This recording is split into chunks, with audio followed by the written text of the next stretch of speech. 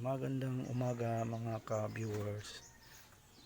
Turo ko po sa inyo kung paano magtanggal ng auxiliary na nabali sa mga likod ng ating mga power amp, mga car amplifier or speaker na pambahay. Madalas kasi nababali, nasasagi yung auxiliary ng DVD papunta dito sa input, yung pula puti, or kahit yung video. Yan po namang problema po sila kung paano natanggalin, kasi kahit tusok-tusokin po natin ang chani yan, hindi makukuha kasi masikip. So ang technique dyan, yan po, kumuha lang po tayo ng karayom or mga paanang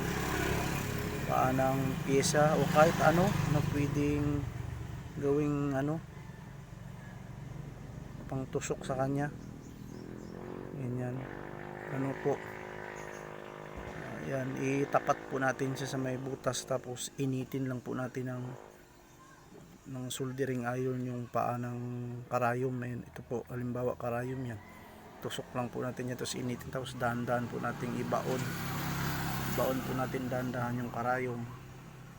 Pag umiinit yan siya, lumalambot yung yung plastic sa loob na naiwan. Yan po, yan, dahan-dahan lang po yan ibaon. Tapos pag nagbaon na po yan, pag mainit na yan, lulubog na yan siya, matutunaw na, tutusok na yung karayom. Yan, tapos po palamigin natin siya bago natin siyang bunutin para tumigas po yung plastic. Kumapit po siya sa karayom. Pag tumigas na po, dahan-dahan po natin siyang bunutin po natin. Ay,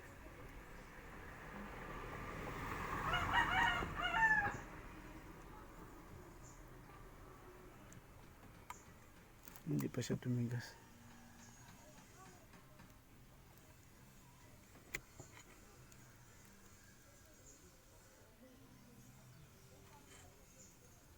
Yan po, initin natin ulit.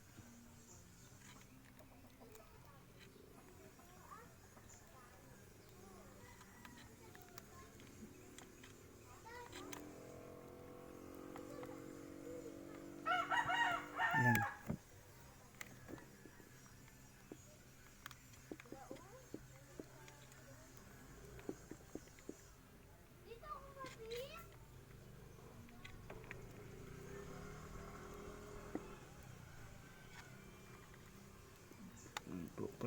Palamigin natin.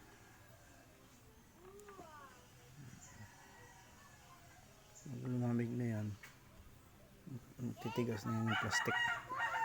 Tapos po, dahan-dahan lang po nating bunutin. Yan po, tingnan nyo po.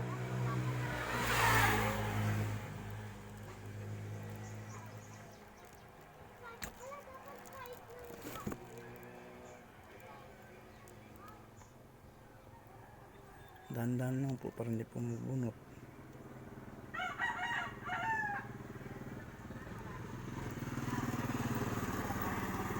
Sorry,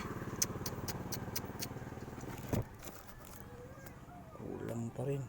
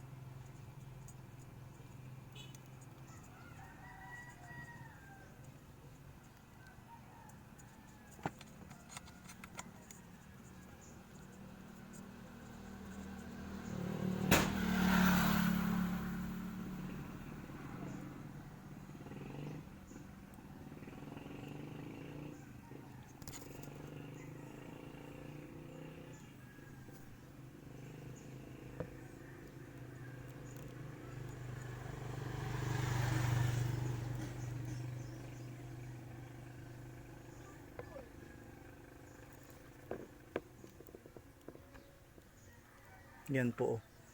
Yan po, umangat na po siya.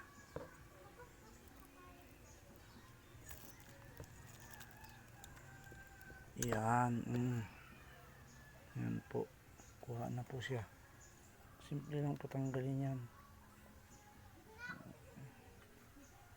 Soldering iron lang po ang pantanggal at isang matulis na bagay na like karayom. Pero ito po, transistor po. Tinulisan ko lang yan. Yan po siya.